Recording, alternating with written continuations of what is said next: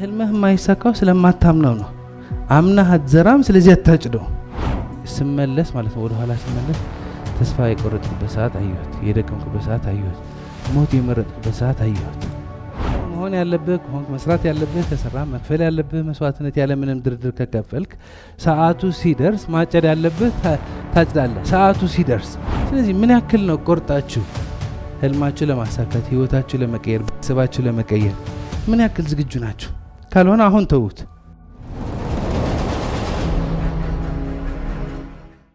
የዛሬ ስልጠና ዛሬ ብቻ ሳይሆን ከዚህ በኋላ ምንም አይነት ፈተና፣ ከዚህ በኋላ ምንም አይነት ችግር፣ ከዚህ በኋላ ምንም ቢመጣ ምንም የፈተነን ቢፈትነን ይሄ ሁሌ ክሊክ ያደርጋል። ብዙ በድሪምስ መጥተው ህልማቸው ያሳኩ ሰዎች የሆነ ሰዓት ተስፋ ለመቁረጥ ትንሽ ሲቀራቸው ከሚያስታውሷቸው ነገሮች አንድ ቴረር ቤሪየር ነው፣ ሁለት ደግሞ ይሄኛው ነው። መጀመሪያ በአንድ ህግ እንጀምር። ከህጎቹ አንዱ ምንድነው የሚለው? የዘራኸው ታጭዳለህ። the law of sowing and reaping። አሁን አንድ የምናውቀው ነገር አለ። የምናውቀው ምንድነው? ገበሬ ይዘራል አይደለ? ለምን ነው የሚዘራው? ምክንያቱም አንድ ነገር ይረዳል። ዛሬ የዘራው ሰዓቱ ሲደርስ እንደሚያጭደው ጠንቅቆ ያውቃል። ለምሳሌ ገበሬ ስንዴ ሲዘራ ሰዓቱ ሲደርስ ምን ነው የሚያገኘው? ስንዴ በሙሉነት። አረም ከዘራስ አረም ያገኛል። ነገሩ ግን ምንድነው? አረም መዘራት አያስፈልገው።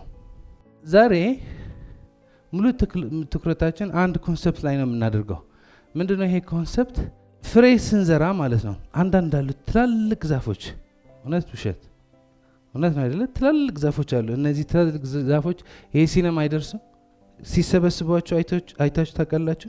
ትላልቅ ዛፎች ሰዎች እዛ ጋ እንደ ሲነማ ሲሰበስብባቸው 500 ሰው ሲሰበስብ አይታችኋል አይደለ? አሁን ያ ዛፍ ካደገ በኋላ ያን ያክል ዛፍ ነው።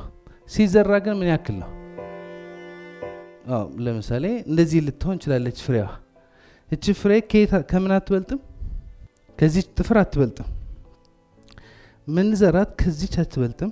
የሚያድገው ግን ይሄ ሲነማ የሚያክል ቁመት ያለው ዛፍ ሊሆን ይችላል። አሁን አንድ ጥያቄ ነው ያለ። የተዘራች ከዚች አትበልጥም፣ ከዚች ጥፍሬ አትበልጥም የተዘራችው። ሲበቅል ግን ምን አይበቅለው? ሲነማን የሚያክል። አሁን አንድ ጥያቄ ብቻ ነው። ስለዚህ ዛፉ የት ነበረ? ሲነማ የሚያክል ዛፍ የት ነበረ? የዘራናት ጥነት ፍሬ ናት አይደለ? ያደገው ሲነማ የሚያክል ዛፍ የት ነበረ? ዛፉ የዘራው ሰውዬ ውስጥ የት? ፍሬዋ ውስጥ ነበረ። ፍሬዋን እችን የምታክል ከሆነች ዛፉ ይሄ ሲነማ የሚያክል ከሆነ ይሄ ሲነማ የሚያክል ዛፍ የት ነበረ? እዚህ ውስጥ እንዴት ይገባል? አሁን እንዴት ነው? ፍሬ ያለች ምን እናደርጋታለን? ያች ፍሬ ቆፍረን እንዘራታለን። ስንዘራት ስራ ትጀምራለች። ምን አይነት ስራ ነው የምትጀምረው? ይሄ ከውጭ ያለ ሌየሯ ትቀርፈዋለች እና ምን ማድረግ ጀምራለች? ስር መስደት ጀምራለች። ስር መስደት ጀምራለች እና ስር ስትሰድ ማለት ነው ከመሬቱ ምን መውሰድ ጀምራለች? ውሃ ሲያስፈልጋት ውሃ፣ ከአፈሩ የሆነ ነገር ሲያስፈልጋት እሱ ትወስዳለች። ማዕድን ሲያስፈልጋት ማዕድን፣ ቪታሚን ሲያስፈልጋት ቪታሚን ትወስዳለች። እንደዚህ መውሰድ ስትጀምር ምን መሆን ጀምራለች? ህይወት መዝራት ትጀምራለች እና ምን መታየት ትጀምራል? ትንሽ ችግኝ መውጣት ትጀምራለች። ትንሽ ችግኝ ከየት ቆፍራ ትወጣለች? ከመሬቱ ትንሽ ቆፈር አድርጋ መውጣት ጀምራለች እና የሆነች አረንጓዴ ነገር ነው ያለን አይደለ? ያቺ አረንጓዴ ደግሞ ቅጠሎች ምናምን ትዘረጋለች እና ከፀሐይ ምን ትወስዳለች? ብርሃን ትወስዳለች፣ ኦክሲጅን ትወስዳለች፣ ካርቦን ዳይኦክሳይድ ትወስዳለች። በቀን በማታ ኦክሲጅንና ካርቦን ዳይኦክሳይድ እያቀያየር ነው የሚጠቀም አይደለ? እሱ ትወስዳለች። ፎቶሲንተሲስ ትጠቀማለች። እቺ ማለት ነው ሰዓቷ ሲደርስ እያደገች ምን ትሆናለች? ዛፍ ትሆናለች። ስለዚህ ፍሬዋ ውስጥ ዛፍ አልነበረም። ፍሬዋ ውስጥ የነበረ ፎርሙላ ነው፣ ቀመር ነው የነበረ። የዛፉ ቀመር ነበረ። ያ ፍሬ ያ ዘር መሬት ላይ ሲዘራ ማለት ነው ስራ ጀመረ። ቀመሩ ስራ ጀመረ። ምን አደረገ? ስር ሰደደና ከመሬት የሚያስፈልገው ነገር መሰብሰብ ጀመረ። ከመሬት ብቻ አይደለም እኮ ከዩኒቨርስ የምንለው ለምንድን ነው? ፀሐይ ከየት ነው የሚመጣው? ከዩኒቨርስ አይደለ? ከሚልኮይ ጋላክሲ ፀሐይ ጨረቃ የራሷ ኢፌክት አላት። እነዚህ ሁሉ ሲረዷት ማለት ነው እቺ ማትታይ የነበረች ፍሬ ምን ትሆናለች? ከዚህ መሬት ከዚህ ዩኒቨርስ ከፀሐይ ከኦክሲጅን ሰብስባ ምን ትሆናለች? ትልቅ ዛፍ ትሆናለች። ገብታችኋል? ቁም ነገር ምንድን ነው? ከዘራኸው ታጭደዋለህ። አሁን ከተዘራ ጀምሮ እስከሚታጨድ ድረስ ብዙ ፕሮሰስ አለ። መሬት ገብቶ ብዙ ነገር መውሰድ አለበት። ከሰማይ ከፀሐይ ከኦክሲጅን ካርቦን ዳይኦክሳይድ ብዙ ነገር መውሰድ አለበት። የኛ ስራ መዝራት፣ ማጨድ፣ መሀል ላይ ደግሞ መኮትኮት፣ ውሃ መጨመር፣ አንዳንድ ነገሮች እንጨምራለን። አብዛኛው ፕሮሰሱ እኛ እናደርገው። ስኬት ማለት አሁን የት እንዳለ ማወቅ፣ የት መሄድ እንደምትፈልግ መወሰን፣ ካለህበት ተነስተህ ወደምትፈልገው መሄድ ነው። ስለዚህ የት እንዳለ ካወቅ፣ የት መሄድ እንደምትፈልግ ደግሞ ከወሰንክ፣ ሙሉ አእምሮህ ደግሞ ያ የሚሳካበት መንገድ ካመንክ እንዴት እንደሚሳካ አታውቀው። ስንዴ ዘርተህ ስንዴ እንዴት እንደሚበቅል እንደማታውቀው፣ ህልምም ዘርተህ ያ ህልም እንዴት እንደሚሳካ አታውቀው። ምታውቅ ሊመስልህ ይችላል፣ ግን አታውቀው። ማንኛውም ሰው ማለት ነው እዚህ መጥቶ ታሪኩ ሲያወራ ወይ በሌላ ካያችሁ ማለት ነው የሆነ ሰዓት እንደዚህ አለኝና ቆይ እኔ ማችልም ካላሳካው አልመለስም አልኳቸው። ከዛ በኋላ ተሳካ ነው የሚላችሁ። ምክንያቱም ካመንከው መንገድ ይመጣል። ይሲ ህልምህ የማይሳካው ስለማታምነው ነው። አምነህ አትዘራም፣ ስለዚህ አታጭደው። ከዚህ ጋር ትልቅ ትምህርት ነው። ምንም የዘራኸው ታጭዳለህ። አሁን መሬት ምን ነው የሚወክለው? ድብቆ አእምሮ ነው የሚወክለው። ድብቆ አእምሮ ሁለተኛ ስሙ ምን ይባላል? ዩኒቨርሳል ማይንድ። የሚዘራው ንቁ አእምሮ ነው። በንቁ አእምሮ ምን እየዘራህ ነው? ንቁ አእምሮ አቅሙ አይተነዋል። ንቁ አእምሮ መጸነስ ይችላል። ምን ማለት ነው? መጸነስ ማለት መዝራት ማለት ነው። መቀበል ይችላል። ከውስጥም አምጥቶ መዝራት ይችላል ማለት ነው። መቃወምም ይችላል። ድብቁ አእምሮ አይቀበልም። ልክ እንደ መሬት ነው። መሬት እንትን ትላለች እንዴ እኔ ስንዴ ሰለቸኝ ጤፍ ቀይርልኝ ትላለች እንዴ? አትልም። ድብቁ አእምሮ ልክ እንደ መሬት የተሰጠው ያበቅላል። መሬት አይታችኋል? ብርቱካን ከሰጣት ለብርቱካን የሚሆናላት፣ ስንዴ ከሰጣት ለስንዴ የሚሆናላት፣ አረም ከሰጣት ለአረም የሚሆናላት፣ ቡና ከሰጣት ለቡና የሚሆናላት፣ ቲማቲም ከሰጣት ለቲማቲም፣ ለሁሉም አላት። አንተ ምን ትዘራለህ ነው ጥያቄው።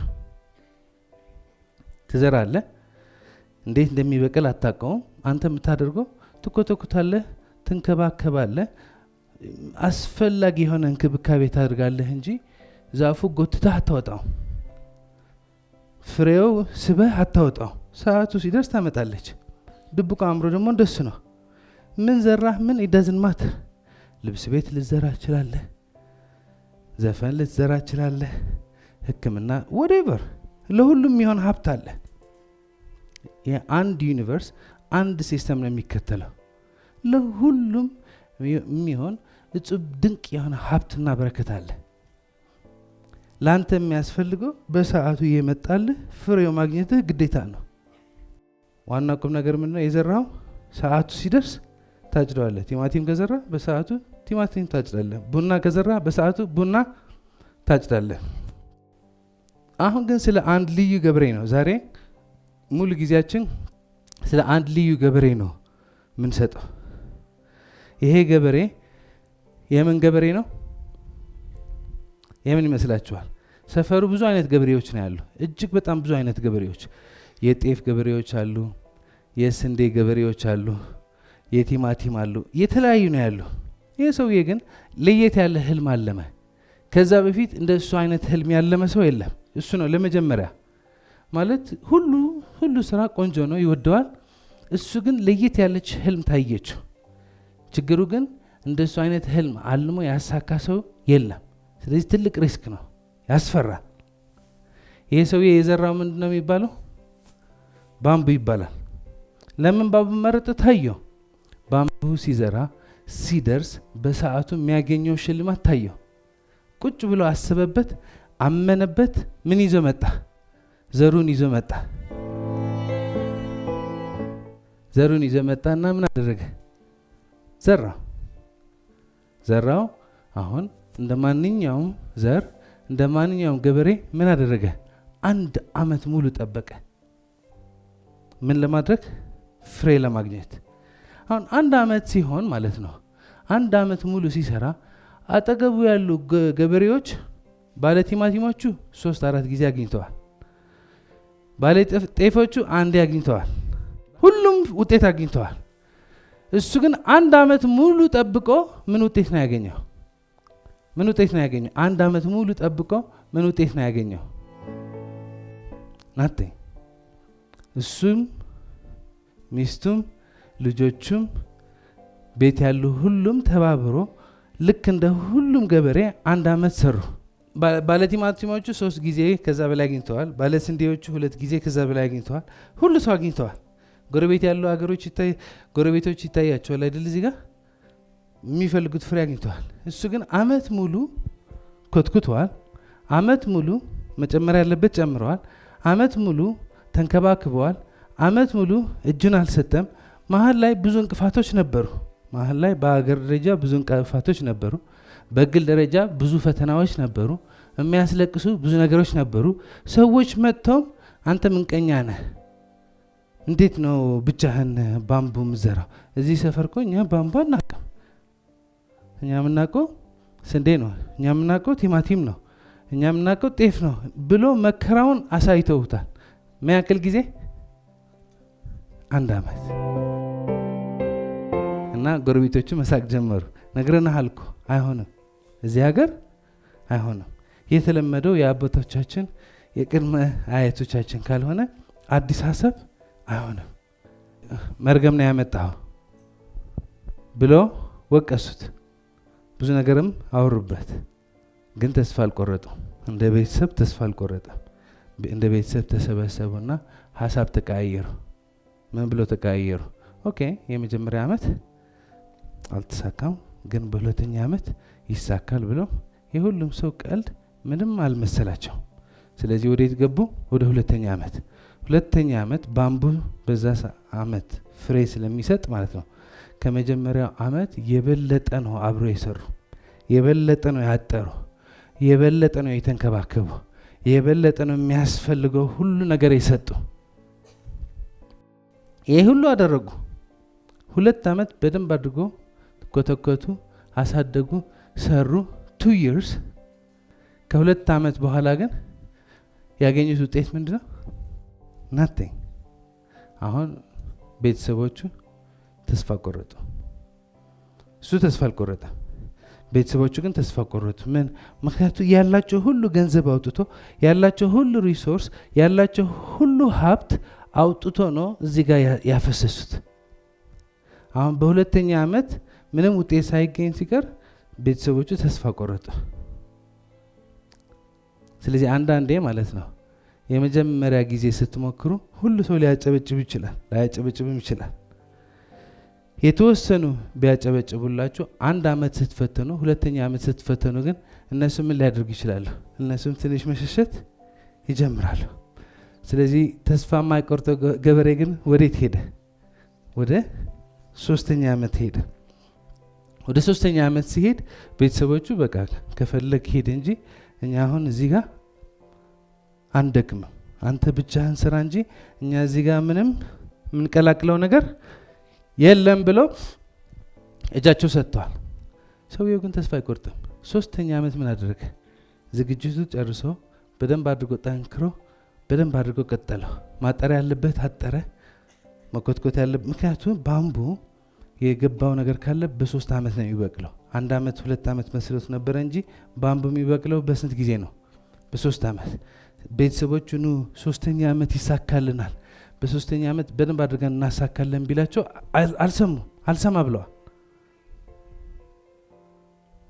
እሱ ግን ይሄ ስለገባው 3ኛ ዓመት ከማንም ጊዜ በላይ ማለት ነው ጠዋት የተነሳ ማታ የመሸ መሆን ያለበት የሆነ ማዳበሪያ ውሃው ብላም አድርጎ ሰራና የዚህ ሁሉ ልፋቱ ታይቶለት ማለት ነው ከ3 ዓመት ስቃይ በኋላ መሬት ይሄ ሁሉ የሰጣት በሚገርም መንገድ የሚገርም መልስ ሰጠችለት። የሚፈልገው ምን ይባላል? አሁን ቤተሰቦቹ ጠቅልለው ወጥተዋል። አንተ ራስህ ባምቡ ነህ እያሉት ናቸው። ጎረቤቶቹ ስቀው ጨርሰዋል። እና ሁሉ ሰው በቃ እየቀለደበት ነው። የሰፈሩ መቀለጃ ሆነ። ባለ ትልቅ ህልም፣ ባለ ባምቡ። ስለዚህ እዚህ ጋም እናንተም አካባቢያችሁ ያለ ሰው ሰላሙ ጠብቆ የተለመደች ስራ የሚሰራ ከሆነ እናንተ ደግሞ ትልቅ ህልም አለኝ ብላችሁ ለየት ያለ ሀሳብ ካመጣችሁ ማለት ነው አታውቀውም። እሱ እኮ ነው ችግሩ እኮ አታውቀውም። ምንም ነገር እኮ ከባድ አይደለም፣ አለማወቅ ነው። you don't know ምን ያክል ጊዜ እንደሚፈጅ አንተ ብቻ ግምታለህ። ማለት እንትን ጻፈው አልኳቸው አይደል? ህልማችሁ የሚሳካበት ቀን ጻፈው አልኳቸው አይደል? ይሄ ግምት ነው። ስንዴ እኮ ያውቃሉ፣ በልምድ አይተውታል፣ ከአባታቸው ከአያታቸው ከቅድመ አያታቸው። ባምቡ ግን አላዩት። ማታውቀው ነገር ነው የሚያስፈራ። የምታውቀውማ ምን ያስፈራ? የምታውቀው ነገር ሁሉ ሰው አድርጎታል። ስለዚህ የአባትህ ተከትለህ ማድረግ ነው። ግን የብቻህን የግልህን አንድ ህልም ስታስቀምጥ ያንቀጠቅጣል። ምክንያቱም እንዴት እንደሚሆን አታውቅም። ስለዚህ ሰውየው አሁን በጣም ይፈራል። ምክንያቱም ይሄ ሁሉ መስዋዕትነት ተከፍሎ አሁን እንዳይነቅለው ስንት ተከፍሎበታል፣ እንዳይመለስ ስንት ሰው ስቋል። ግን በቃ ሶስተኛ ዓመት አልተሳካም። በጣም ያዝናል። ግን ምን ይላል? 4ኛ ዓመት እጅን አልሰጥም። ምክንያቱም ባምቡ በ4ኛ ዓመት እንደሚሳካ ጠንቅቄ አውቃለሁ። 4ኛ ዓመት ስለዚህ ይሄዳል ማለት ነው። ቤተሰቦቹ ሄደዋል። ጎረቤቱ ሁሉ እንደቀለደ ነው። ገንዘቡ ጨርሰዋል። ሀብትም የለውም፣ ሪሶርስም የለውም። ቴረር ቤረር በደንብ አድርጎ መጥተዋል። ፍሬው ልታገኝ ሲባል ማለት ነው ውጤቱ ላይ ስትደርስ በዛ ሰዓት የሚመጣው ፈተና እንትን የሚባል አለ አይደል? ሊነጋ ሲል 4ኛ ዓመት የመጨረሻ ዓመት ስለሆነ ማለት ነው። በ4ኛ ዓመት መጨረሻ ውጤት ስለሚገኝ ማለት ነው። ውጤት ከመገኘቱ በፊት ይሄ ሰውዬ ታማኝ ነው አይደለም መፈተን አለበት። ስለዚህ 4ኛ ዓመት ገንዘብ የለውም፣ ግንም እንደምንም ብሎ የሚያስፈልገው አጥር፣ የሚያስፈልገው ማዳበሪያ፣ የሚያስፈልገው እንክብካቤ ብቻውን ማንም ሳይረዳው ይሄዳል፣ ይሰራል፣ ይሰራል። የዘራኸው ታጭዳለህ። ስለዚህ በደንብ አድርጎ ስለዘራ በደንብ አድርጎ ደግሞ ስለተከባከበ በ4ኛው ዓመት መጨረሻ ማለት ነው አንድ ጎል መጀመሪያ ለሱ ገበሬው 4 ዓመት መሆን ያለበት በመሆን መስራት ያለበት በመስራት ተስፋ የሚያስቆርጥ ሁኔታ መጥቶ ተስፋ ባለመቁረጥ በመስራቱ በ4ኛው ዓመት ተመስገን ምንም ውጤት አያገኝም። አሁን ገበሬው ለመጀመሪያ ጊዜ ተስፋ ይቆርጣል። ምክንያቱም አንደኛ ዓመት ከቤተሰቡ ጋር አልፎታል። 2ኛ ወዝ ኦኬ፣ 3ኛ ያለው ሁሉ ጨርሰዋል። አሁን ሁሉ ኤነርጂ ጨርሰዋል። ስንተኛ ዓመት ነው የደረሰው? በቃ አሁን ጨርሰዋል። ከዚህ በኋላ ምንም ኤነርጂ የለውም። 4ኛ ዓመት ሲፈተን ምን ይሆናል? ተስፋ ይቆርጣል። እጅንም ይሰጣል። መኖርም ያስጠላዋል። ቁጭም ይላል። ከዚህ ምን ማረ ምን ነው? አሁን ትልቅ ህልም አልመሃል። ህልምህ ስሰማው ለአንተ ብቻ ሳይሆን ለቤተሰብህ ሳይሆን ለወገኖች ብቻ ሳይሆን ለሀገር የሚተርፍ ነው። አሁን እዛ የህልም ካርድ መች እንደሚጻፍ ቀን ጽፈሃል፣ ግን አታውቅም። ግን አንተ የጻፍከው ቀን ግምትህ ነው። የሆነች ብናኝ አቧራ በአእምሮህ ያለች ሀሳብ ናት። አንተ የምታስበውና ከዚህ ወደ ማርካቶ እንዴት ነው የምትሄድ ብዬ ብነግርህ ወደ ቀኝ ወደ ግራ ልትለኝ እንችላለህ። ግን ማፕ ላይ ብናስቀምጠው ዝም ብሎ ኮምፕሊት የሌለ ሊሆን ይችላል። አሰብከው ማለት እውነት ነው ማለት አይደለም።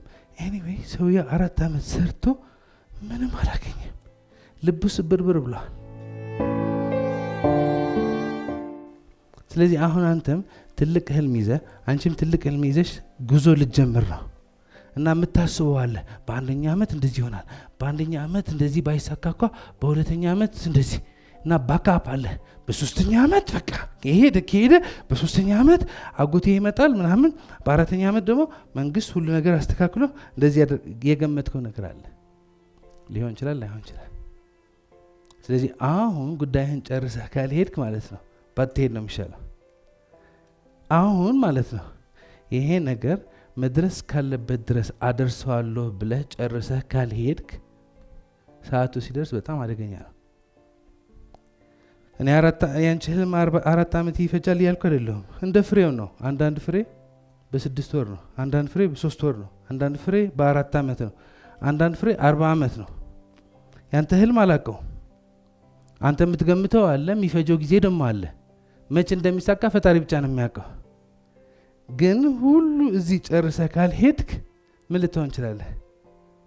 መሀል ላይ በማይሆን ቦታ ልትቆም ትችላለህ። ስለዚህ ምን ያክል ነው ቆርጣችሁ ህልማችሁ ለማሳካት፣ ህይወታችሁ ለመቀየር፣ ቤተሰባችሁ ለመቀየር በጉልበት በልፋት በመኮትኮት ብቻ አይደለም፣ በአእምሮ በማንበብ በማጥናት። ምክንያቱም ውስጥ ከተቀየረ ውጭው ተቀይረዋል። ምን ያክል ዝግጁ ናችሁ? ካልሆነ አሁን ተውት። 4 ዓመት ቆስሎ ከመተው መተው ይሻላል። ስለዚህ 4 ዓመት ከፈጀ 4 ዓመት ለሚፈጅ ህልም መከፈል ያለበት መስዋዕትነት ለመክፈል ዝግጁ ነህ ወይስ ጫፍ ጫፍ ነው ያለው? ገበሬው 4ኛ ዓመት ሲደርስ ማለት ነው ምን ይሆናል እንዴ? ቢቀርስ የሚበላጣው እንዴ? የሚበላላጣህም አይደል? ሌላ ሰዎች ኖርማል ህይወት እየኖሩ ነው። እኔ ትልቅ ህልም ለዓለም መትረፉ ቢቀርስ ረሞት ይቻለኛል መኖር ቢቀርስ። at a certain point ዝናብ ደግሞ ይመጣል፣ የሆነ ወይ ደግሞ ዝናብ ይጠፋል፣ ወይ ደግሞ የሆነ ሰላማዊ ሰልፍ አለ፣ ወይ ደግሞ የሆነ የመሬት ሽንሸና አለ። something happens። አሁን አስቀድሞ መድረሻውን አይቶ ጨርሶ ያልመጣ ሰው ከሆነ ማለት ነው አይደለም 4ኛ ዓመት 1ኛ ዓመት ነው የሚፈርሰው። ይሄኛው ገበሬ ግን 4 ዓመት ሙሉ እጁን አልሰጠም። 4 ዓመት ሙሉ ቤተሰቦቹ ትተውት ሲሄዱ፣ 4 ዓመት ሙሉ ጎረቤቶቹ የሚፈልጉት ነገር ሲያገኙ፣ 4 ዓመት ሙሉ ሌላ ሰዎች መጥተው ሲቀልዱበት ንቅንቅ አላለም 4 ዓመት። አሁን ግን በዛበት። ትልቅ ህልም አልሟል፣ ይቻላል ብሎ አስበዋል። 4ኛ ዓመት ግን ህይወት እንዳስበው አልሄደችም። ኪሳራ በኪሳራም ሆነዋል። ለወደፊትም ይሳካል አይሳካም አያውቅም። ስለዚህ አሁን ግራ ተጋብቷል፣ ድክምም ብሎታል። አይቻልም ማለት አይደለም፣ ግን በቃ ደከመው። ቴሬር በደንብ አድርጎ ምን አድርጎታል መጥቶታልና በቃ መሄድ አይፈልግም። የሆነ ምንም ብትሉት ምንም ሞቲቬት ብታድርጉት ማለት ነው ሰውነቱ አልንቀሳቀስ ብለዋል። ስለዚህ ምን ያደርጋል? ይጨንቀዋል። ግን እዚህ ጋር የሆነ ጊዜ ብቻውን ይወስዳል። ይሄ ህልም ለምን እንዳለመው ለምን ማሳካት እንደፈለገ መጀመሪያ ሲጀምር ማለት ነው። መጀመሪያ ሲጀምር ይሄ ህልም ለምን ነው ያለምኩት? የት ስደርስ ነው የታየኝ? ለማን ብዬ ነው ያለምኩት? ምን ለማድረግ ነው ያለምኩት? እኔ እንደሱ ነው ያደረኩት። 5 ሚሊዮን ለመክፈል ሲጀምር በደንብ እየሄድኩ ሄድ ማለት ነው። የሆነ ሰዓት ያሰብኳቸው አይሳኩም፣ የሰራሁባቸው አይሳኩም። ሙሉ ቀን ሰራ ነው ሙሉ ሌሊት ሙሉ ሰራ ነው ሙሉ፣ ግን ውጤት እኔ እንደምፈልገው አይመጣም። እና የኔ ትኩረት ውጤቱ ላይ ነበረ። ውጤት ላይ ነበረ፣ ስራው ላይ ሳይሆን አገልግሎቱ ላይ ሳይሆን የኔ ትኩረት ምን ነው የነበረ? ውጤት። ኳስ ተጫዋቾች ማለት ነው ኳስ ማየት ትቶ ይሄ የውጤት ቦርድ አለ አይደል? 0-1 እሱ ላይ ካዩ ማለት ነው ምን ነው የሚሆነው? ውጤት መጨረሻ ጎል ነው የሚገባባቸው። ስለዚህ የኔ ትኩረት ውጤቱ ላይ ነበረ። 1 ሚሊዮን በወር ላይ ነበረ እንጂ የኔ ትኩረት ምን ላይ አልነበረ? አገልግሎቱ፣ መሬቱ ምን ያስፈልጋል፣ እህሉ ምን ያስፈልጋል አልነበረም። እና እዛ ስላደረኩት እየደከምኩ እየፈረስኩ መጣሁና ከዛ ግን ተመለስኩ። ይሄንም ከባድ ነው። ከዚህ በፊትም እንደኔ ያሳካ ሰው በኢትዮጵያ ውስጥ አላቅም፣ አይቻልም። ግን ለምንድነው የተመለስኩና ስመለስ ማለት ነው ወደ ኋላ ስመለስ ተስፋ የቆረጥኩበት ሰዓት አየሁት፣ የደከምኩበት ሰዓት አየሁት፣ ሞት የመረጥኩበት ሰዓት አየሁት። እኔ ብሞት ግልግል ነበረ፣ ግን እኔ ብሞት ለእናት ያ ሁሉ መጣልኝ ማለት ነው። ያ ሁሉ ተመለስኩ ወደ ኋላ 2 ዓመት 3 ዓመት ስመለስ ማለት ነው። አሁን ያለሁበት ቀላል ነው። ከባዱ መች ነበረ? ስጀምር የነበረ ፈተና፣ ስጀምር የነበረ መከራ፣ መሰረት አልነበረው። አሁን ትንሽ ቀለዋ። አሁን ይሄ ልነግራችሁ ትንሽ ቀሎኛል፣ ምክንያቱም አልፌዋለሁ። አሁንም እፈተናለሁ። በግሌ ባልፈተን በድሪምስ እፈተናለሁ። በድሪምስ ባልፈተን በአገር ደረጃ እንፈተናለን አይደለ? በሀገር ደረጃ ማጠብቀው መሆን የሌለበት ነገር ይሆናል። ትኩረት እዛ ካስቆየው ማለት መኖር ያስጠላል። ምን አለበት ዝር የሚያስብል ሁኔታ ይፈጠራል። ግን ወዴት ተመለስኩ? ወደዛ ልጅ ተመለስኩ። ያ ልጅ አወራኝ፣ በፐርሰፕሽን ያወራኝ። ሳወራ ማለት አንተ ቀበጥ ነው ያለኝ። አንተ ቀበጥ ተቀብረህ 5 ሚሊዮን ብር ከስረህ የጉድጓድ ገብተህ ከዛ አምኜ እዚህ አድርሼ እነዚህ ማይረቡ ነገሮች አግኝቻለሁ ብለህ ልትመለስ ሲለኝ ማለት ነው። I said wow, I'm not going to give up. So ይሄ ገበሬ ማለት ነው ይሄ እህል ለመጀመሪያ ሲያልመው የባምቡ ስራ ሲያሳድገው ከዛ ደግሞ ቤተሰቦቹ ሲሸለሙ እነሱ ብቻ ሳይሆኑ ሙሉ ማህበረሰቡ ከዚህ ግብርና ተምሮ ሙሉ አካባቢው ሲቀየር ታየውና ቀላል አይደለም፣ ከባድ ነው። ግን መጀመሪያም ስጀምረው ቀላል አልነበረም። አሁን ደርሻለሁ። እንዴት እንደሚሳካ አላውቅም። ግን ይሄ ነገር ሳላሳካ አልመለስም ብሎ ወደ ስንተኛ ዓመት ይሄዳል? ወደ 5ኛ ዓመት ይሄዳል። 5ኛ ዓመት በሙሉ እምነት ሲኮተኮት ሲያጥር መሆን ያለበት ሲሆን መስራት ያለበት ሲሰራ መክፈል ያለበት መስዋዕትነት ሲከፍል ግን በ5ኛ ዓመት መጨረሻ ተደርጎ ማያቅ ማለት ነው ለመጀመሪያ ጊዜ ምን ትወጣለች? ትንሽ ችግኞች መውጣት ጀምራሉ። አይታዩም እኮ አጭር ናቸው፣ ግን ትንሽ የባምቡ ችግኞች መታየት ጀምራሉ። የሚገርም ግን ማለት ነው አጭር ጊዜ ውስጥ ስላችሁ 6 ሳምንት 1 ወር ተኩል ማለት ነው። በአንድ ወር ተኩል ማይሞላ ጊዜ እቺ ትንሽ ባምቡ ማለት ነው ወደ ላይ ስንት ፊት ታድጋለች?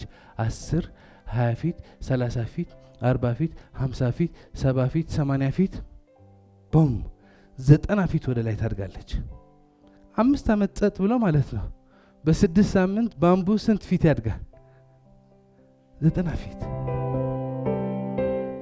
5 ዓመት ምንም ምልክት አልነበረ።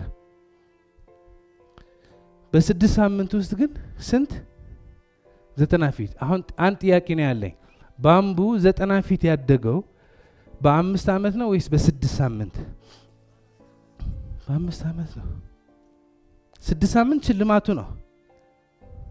5 ዓመት ግን እየተሰራ ነበር። ስር እየሰደደ ነበር፣ እየገነባ ነበር፣ እየተማረ ነበር። ከታች ያለው ስራ በደንብ አድርጎ እየሰራ ነበር። ከዛ 6ኛ ሳምንት ሲደርስ ምን ሆነ? ተአምር በተአምር ሆነ። አሁን ይሄኛው የባምቡ ታሪክ ብቻ አይደለም፣ የማንኛውም ሰው ታሪክ ነው። አሁን አንዳንድ ታሪኮች እነግራቸዋለሁ። ይሄ ሰው የታውቁታላችሁ? ማን ነው? ጃኪ ጎሳዬ። እኔ ስመጣ ማለት ነው ከአስመራ ስመጣ ይሄ ዘፈን ነው በሁሉ ረባሽ ዲጂ አሚር ይሄ ብቻ ነው የሚያጫውተው የነበረው ሁሌ ይሄ ነው። በሰላም ባስ ነው የመጣ ነው። ሰላም ባስም ይሄ ነው የሚያጫውተው፣ በየሱቁም ይሄ ነው የሚያጫውቱ ማለት አየሁት ሲሰሩት፣ በመርከብ ሆነው የሚሰሩት ምናምን ሳየው it's beautiful። የሆነ ሰዓት ግን ሳስበው ማለት ነው ይሄ ሰውዬ እዚህ ጋር የደረሰ የባምቡ የ5 ዓመት መስዋዕትነት ከፍሎ መሆን አለበት አልኩ። ከ5 ዓመት በፊት የነበረ ጆሲ መፈለግ ጀመርኩ እና አስፈልግ አገኘሁት። አይዶል ሲወዳደር ከዚህ ነው ወደዚህ ሄደው ማለት አሁን ማንኛውም የምታደንቁ ሰውዬ የሆነ ሰዓት ጨለማ የሆነበት ሰዓት አለ። የሆነ ሰዓት ቤተሰቡ የከዱበት ሰዓት አለ። የሆነ ሰዓት ተስፋ የቆረጠበት ሰዓት አለ። የሆነ ሰዓት ያለቀሰበት ሰዓት አለ። የሆነ ሰዓት እጁን የሰጠበት ሰዓት አለ። የሆነ ሰዓት ምንም ያልታየበት ሰዓት አለ። የሆነ ሰዓት 4ኛ ዓመት ሆኖ ምንም ውጤት ያላገኘበት ሰዓት አለ። ግን እሱ ስላለፈ አሁን መድረስ ያለበት ደርሰዋል። ቴዲ አፍሮ እኔ ስመጣ ማለት ነው በሚሊኒየም ሆል 40,000 ሰው ነው የመጣው። አንድ ኢቨንት ሲያዘጋጅ 40,000። ከዛ ደግሞ ባህር ዳር ሄደ 80,000። ባለፈ ደግሞ መስቀል አደባባይ ያዘጋጀ ከ100,000 ሰው በላይ ነው የነበረው። ግን ሲጀምር ምንድነው የተባለው? የመጀመሪያ ዘፈኑ እንደውም ድምጽ ቮካል ቀድሞ ተወዳድሮ ነበርና ድምጽህ አይሰራም ብለው ተመልሶ የመጀመሪያ ዘፈኑ እንደውም አውጥቶት ሁለተኛ ዘፈን ካወጣ በኋላ ነው አቡጊዳ የሚለው የተሸጠለት። ዋው አይ ዲድንት ኖ ዛት። አመስግኑልኝ ባካችሁ። Look, this is the point. ቴዲ አፍሮ አሁን የሚያዘጋጃቸው ኮንሰርቶች ወይ ነው አይደለ? ግን በቃ ይሄ ነው መጀመሪያው። መሀል ላይ ብዙ ነገር ተብሏል። አሁን ቴዲ አፍሮ ሲባል ማን አለ ደስተኛ? ቴዲ አፍሮ ሲባል ማን አለ የማይወደው? ሲጀምር ግን እንዴት ነው የነበረው? ቴዲ አፍሮ በስራው ብቻ ሳይሆን በቃ እሱ ሲመጣ ማለት ነው የብዙ ሰው መንፈስ ይነሳል አይደለ? ግን የራሱ ጦርነት ማለፍ ነበረበት። the point is አሁን ዛሬ የሚያሸንፉ ያሉ ሰዎች ወደ ኋላ ተመልሰን ታሪካቸው ብናየው እነሱም የፈረሱበት ሰዓት ነበረ። ግን መሆን ያለብህ ከሆንክ መስራት ያለብህ ከሰራ መክፈል ያለብህ መስዋዕትነት ያለ ምንም ድርድር ከከፈልክ ሰዓቱ ሲደርስ ማጨድ ያለብህ ታጭዳለህ። ሰዓቱ ሲደርስ አንተ በምታስበው አይደለም፣ አንተ በምትፈልገው አይደለም። የአብዛኛው ሰው ችግር የሚገምተው አለ። እኔ እኮ ፐርሰናሊ ከሰዎች ጋር የማያው ነገር አለ። ይሄ ነገር እንስራ፣ ኦኬ ጎ ሄድ። አሁን የሚገምቱት አለ። ለምሳሌ ያ ስራ በ3 ቀን እንደዚህ ይሆናል ብለው ይገምታሉ። እኔ ግን በሱ ስላለፍኩ 1 2 ወር 3 ወር ሊፈጅ እንደሚችል አውቃለሁ። እንጀምራለን። በ3 ቀን ለቅሶ ነው ሰውየው። በ3ኛ ቀን ለቅሶ ነው። ምክንያቱም ከዚህ በፊት ሞክሮት አያውቅም። ሞክረህ ብትሆን ኖሮ ልምድ ይኖርሃል። ስለዚህ ምን ያክል ጊዜ መጠበቅ እንዳለበት ታውቃለህ። ይሳካል እኮ ማጨድህ እኮ ግዴታ ነው። ግን ከዚህ በፊት ሞክረው ስለማታውቅ ግምትህ እች ብናኝ የሆነች ሀሳብ ማለት ነው፣ ብናኝ አባራ የሆነች ሀሳብ ትሞታለች የሆነ ሰዓት። ግን በደንብ አድርገህ ያቺ ሀሳብ በማጠናከር መድረስ ያለባት ማድረስ ትችላለህ። ስለዚህ ህልማችን ይሳካል፣ ምንም ጥያቄ የለው። የዘራ ነው እናጭዳለን።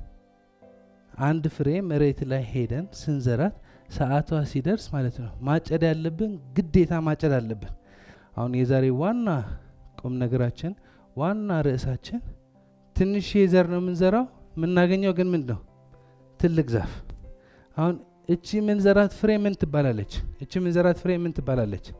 ማን ይነግረኛል? እቺ ናት ፍሬዋ።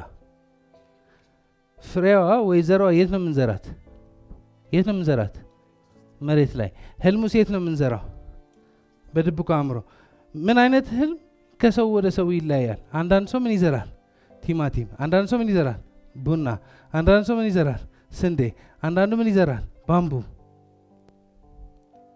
አሁን ሰው ስለ ባምቡ ኤግዛምፕል ሲሰጥ ክላስ ከጨረስኩ በኋላ ይመጣና ይጠይቃል፣ ለምን ነው ሰውዬው ባምቡ የዘራ? ምን አገባ ማለት አንተ ምን ትፈልጋለህ? ምን ማሳካት ትፈልጋለህ? ምን ይታይሃል ነው ጉዳዩ። የራስህ ያልጨረስ የስንት ሰው ታጣራለህ? ስለዚህ እዚህ ጋር ማለት ነው የሚታይ ትጽፋለህ። እቺ ናት ፍሬዋ የምትዘራዋ፣ እቺ ናት ፍሬዋ የምትዘራው በመሬት ነው። ህልሙ የሚዘራው ደግሞ በምን ነው? በድብቁ አእምሮ። እሱ ከተዘራ በኋላ ግን ምን ነው የሚያድገው? ምን ነው የሚያድገው? ምን ነው የሚያድገው? ትልቅ ዛፍ ነው የሚያድገው። ብዙ ፍሬ ያለው ማለት ነው። በአንዷ ፍሩት ብዙ ፍሬ ያለ አይደለ? ብዙ ፍሬ፣ ብዙ ፍሩትና ብዙ ፍሬ ያላት ታድጋለች። አሁን ዛፉ የት ነበረ? ዛፉ የት ነበረ? ዩኒቨርስ ላይ የተወሰነ መሬት ላይ ነበረ። እንደምን ሆኖ? እንደ ማዕድን ሆኖ፣ እንደምን ሆኖ? እንደ አፈር ሆኖ፣ እንደምን ሆኖ? እንደ ውሃ ሆኖ። ችግኝ ወቅት ትስባለች። ትንሽ ጉልበት ስታገኝ ትወጣለች እና ከሰማይ ደግሞ መሳብ ትጀምራለች። ፀሐይ ትስባለች። የፀሐይ ብርሃን ፎቶሲንተሲስ፣ ኦክሲጅን ትወስዳለች፣ ካርቦን ዳይኦክሳይድ። አይ ቲንክ ጠዋት ጠዋት ካርቦን ዳይኦክሳይድ ነው የሚወስዱ፣ ማታ ማታ ኦክሲጅን ነው የሚወስዱ አይደለ? ሁሉም የሚያስፈልጋት ከዚህ መሬት ብቻ ሳይሆን ከዩኒቨርስ ሙሉ ከሚልክ ወይ ጋላክሲ የሚያስፈልጋት ትስባለች እና ይሄ ሁሉ ያድጋል። ስለዚህ ዛፉ የት ነበረ? በፍሬዋ ውስጥ አልነበረ። ዛፉ የት ነበረ? ዩኒቨርስ ውስጥ ነበረ። የዘራው ታጭዳለህ። እንዴት እንደምታጭደው አታውቅም። ያንተ ስራ መዝራት ነው። ከዛስ መንከባከብ፣ ከዛስ አስፈላጊ እንክብካቤ ማድረግ። ስለዚህ ከየት እንዴት እንደሚያድግ አናውቀው።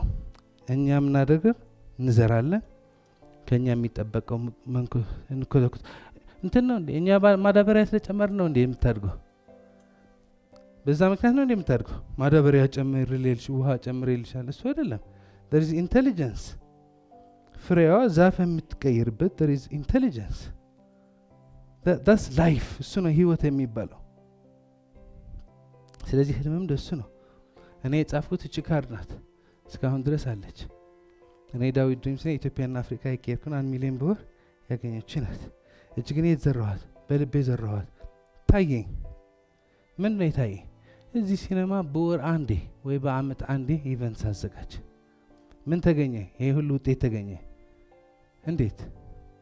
በቃ ካሰብ ካመንክ የዘራኸው ታጭዳለህ። ትንሽ አንሳል። ምክንያቱም ዘራው አንድ ፍሬ ነው፣ የምታገኘው ሙሉ በረከት ነው። አንድ የብርቱካን ዛፍ አንድ ፍሬ ከዘራፍ ከሷ ስንት ብርቱካኖች ይወጣሉ? በሺዎች። እዛ ውስጥ ስንት ፍሬዎች አሉ? በሚሊዮኖች አይደለ? ምንዘራውና የምናገኘው አይመጣጠንም።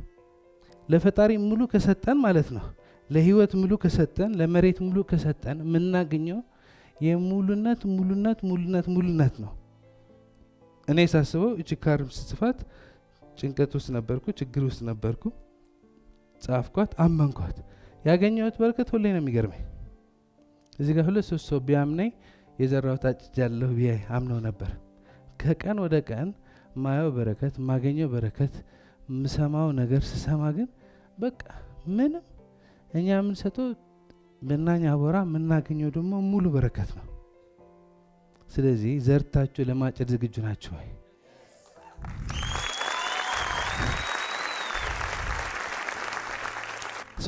በእኔ ድንቅ ነኝ እንዝጋው። እኔ ድንቅ ነኝ፣ አንቺ ድንቅ ነሽ፣ አንተ ድንቅ ነህ፣ እኛ ድንቅ ነን። ትልቅ ህልም አለኝ፣ ህልሜ ይቻላል።